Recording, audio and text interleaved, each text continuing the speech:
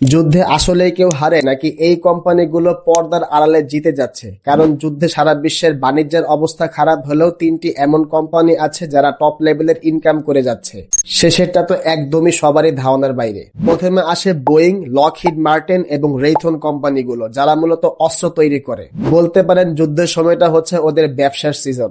Middle ইস্টের conflict, Ukraine রাশিয়ার যুদ্ধের জন্য পেন্টাগন তাদের $12.5 বিলিয়ন কন্ট্রাক্ট দিয়েছে।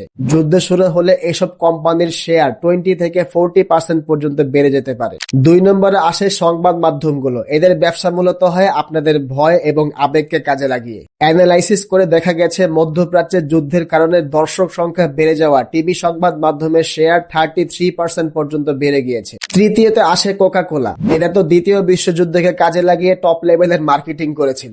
দ্বিতীয় বিশ্বযুদ্ধের সময় কোকা কোলা প্রধান বলেছিল যেখানেই মার্কিন সেনারা থাকবে সেখানেই কোকা কোলা দেওয়া হবে মাত্র 2 সেন্টের বিনিময়ে। যুদ্ধ শেষ হওয়ার পর মার্কিন সেনারা যেখানে গিয়েছিল, যেমন জার্মান, জাপান, ফ্রান্স, সেখানে কোকা কোলার স্থায়ী মার্কেট তৈরি হয়ে গিয়েছিল।